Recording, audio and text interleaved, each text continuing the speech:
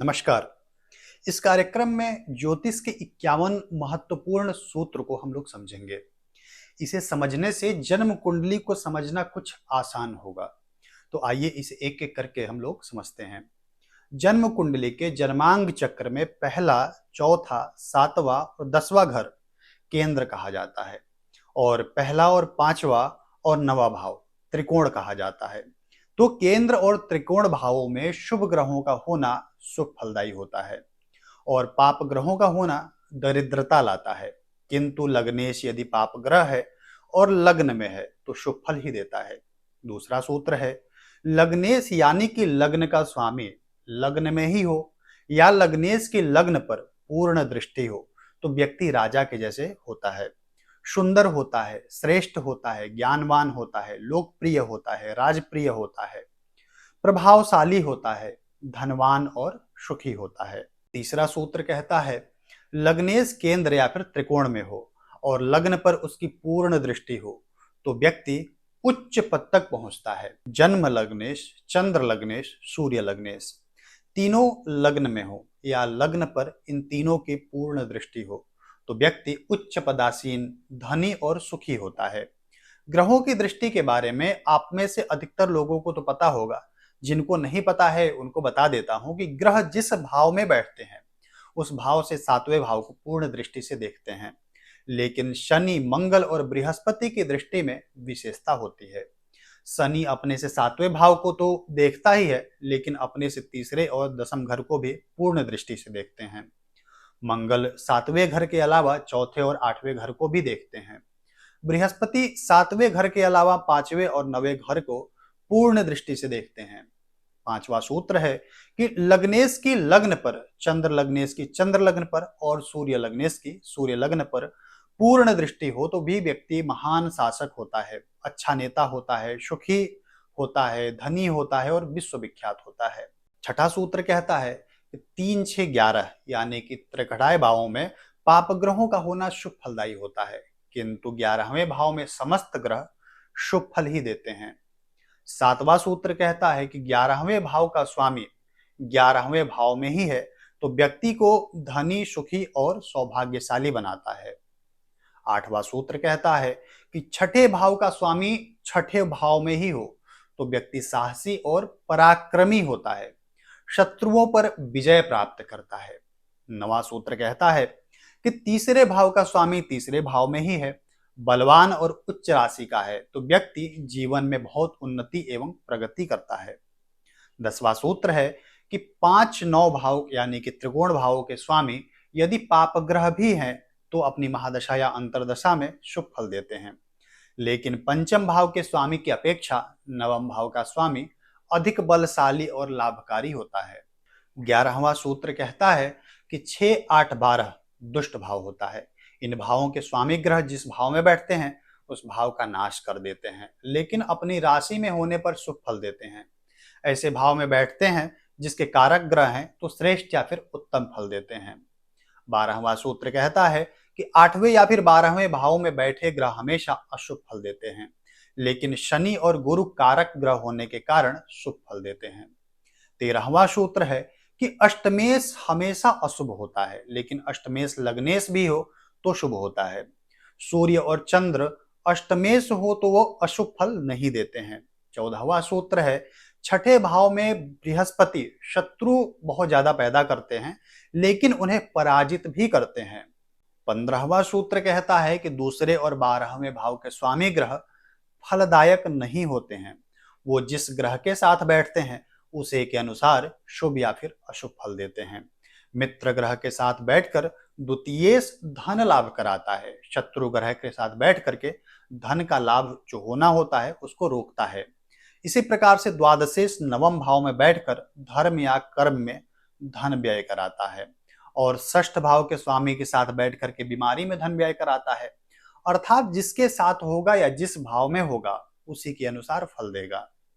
16वां सूत्र कहता है कि जब किसी शुभ भाव का स्वामी नीच राशि में हो और नीच भंग राजयोग बन रहा हो तो वह नीच राशि का ग्रह अपने भाव के लिए शुभ होता है और अच्छा फल देता है। शुभ भाव कौन कौन से होते हैं तो लग्न, द्वितीय, चौथा, पंचम, सप्तम, नवम, दशम ये शुभ भाव कहे गए हैं। 17वां सूत्र कहता है कि वक्री ग्रह अधिकतर ताकतवर होते हैं।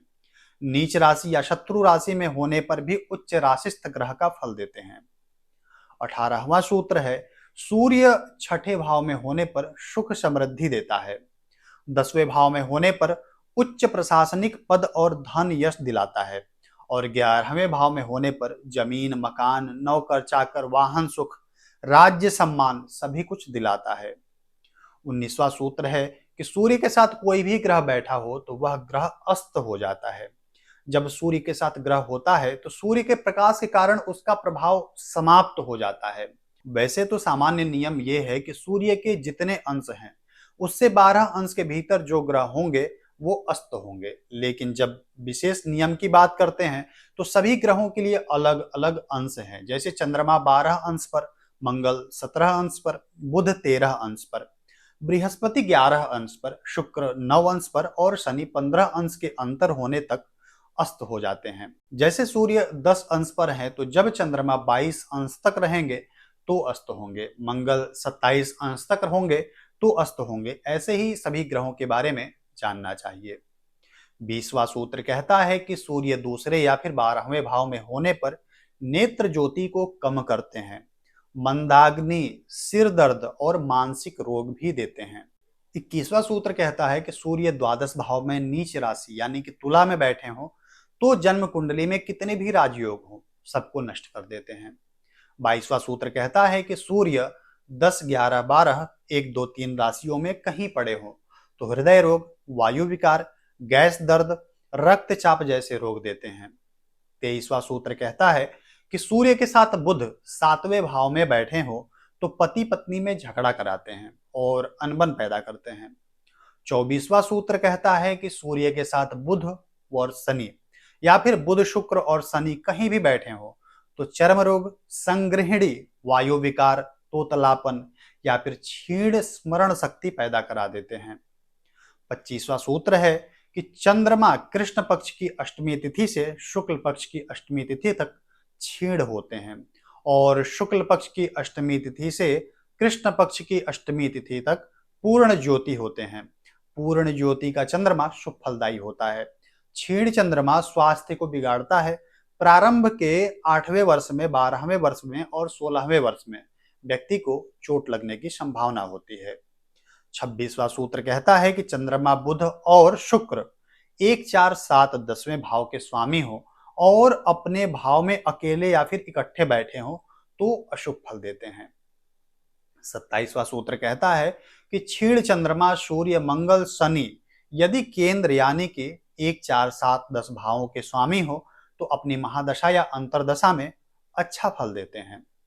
28वां सूत्र कहता है कि उच्च का मंगल सभी इच्छाएं या आकांक्षाएं पूरी करता है।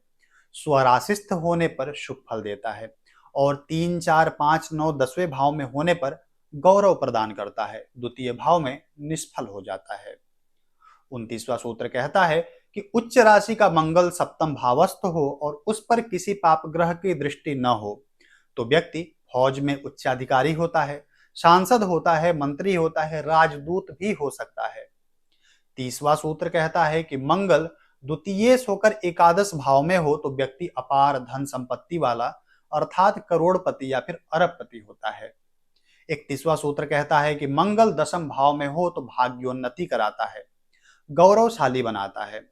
32वां सूत्र कहता है कि मंगल, शनि, सूर्य में से कोई एक ग्रह सप्तम भाव में बैठा हो तो विवाह देर से होता है।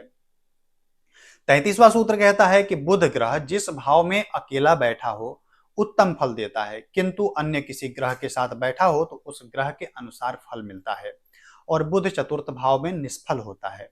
34वां सूत्र कहता है कि बृहस्पति अकेला जन्म लग्न में हो तो व्यक्ति को स्वस्थ रखता है, विद्या, बुद्धि, स्त्री, संतान, जमीन, मकान सब कुछ उपलब्ध कराता है। 35वां सूत्र कहता है कि बृहस्पति अकेला 2, 5, 7 भाव में नीच राशि मकर में बैठा हो तो अच्छा नहीं होता है। दूसरे में होने पर धननाश होता है, पंचम में संतान से पीड़ा और सप्तम में होने से जीवन साथी के लिए अनिष्टकारी होता है। जीवन में अभाव हमेशा बना रहता है।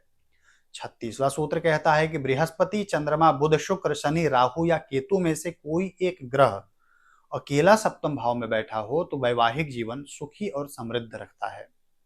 37वां सूत्र कहता है कि बृहस्पति और शनि या फिर बृहस्पति और चंद्रमा की युति सप्तम भाव में हो तो वैवाहिक जीवन में अच्छा नहीं होता है, दाम्पत्य जीवन दुखदायी हो जाता है।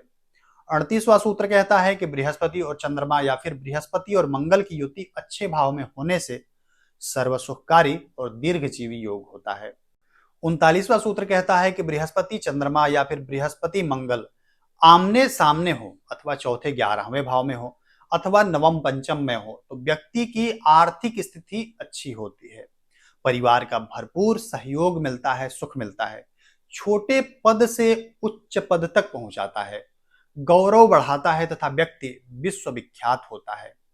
40वां सूत्र कहता है कि स्वराशिस्थ शुक्र कहीं भी हो जीवन की सभी आवश्यकताएं, इच्छाएं, आकांक्षाएं पूरी कर देते हैं।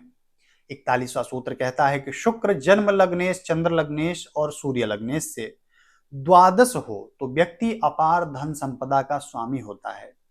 42वां सूत्र कहता है कि शुक्र ग्रह गुरु ग्रह से 12वें भाव में हो तो व्यक्ति अपार धन संपत्ति का स्वामी होता है।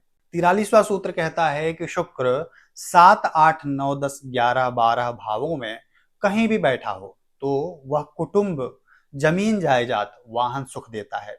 छठे भाव में शुक्र निष्फल होता है।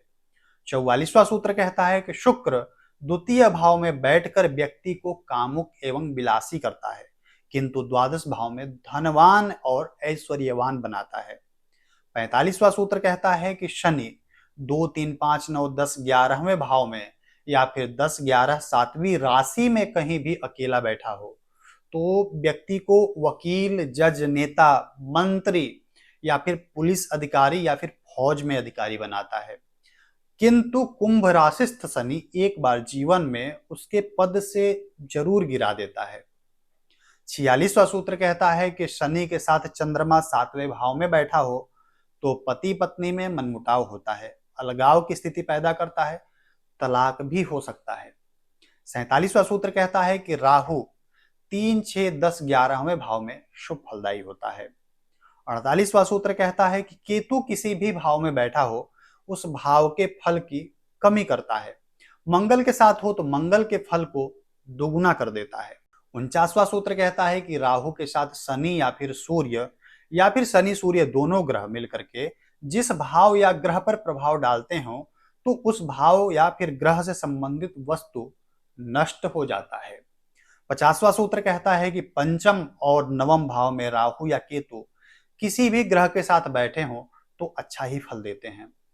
51वां सूत्र यानी कि अंतिम सूत्र कहता है कि राहु केतु अचानक से फल देने वाले ग्रह हैं। प्रमोशन हो गया, राजनीति में सफलता हो गया, विधायक बनना हुआ, सांसद बनना हुआ, मंत्री बनना हुआ या फिर लॉटरी सट्टा जैसी चीजें हुआ, जमीन मकान बिकना हो गया, दुर्घटना हो गया, चोट लगना हो गया, ये सब अचानक होने वाली चीजें होती हैं। राहु केतु की महादशा या अंतर्दशा में ये घटनाएं होना संभव होता है। तो ये 51 सूत्र बहुत महत्वपूर्ण है, इसे आप अवश्य देखिए। वीडियो पसंद आया हो तो इसे लाइक करिएगा और कोई प्रश्न हो तो कमेंट में अवश्य पूछिएगा। धन्यवाद।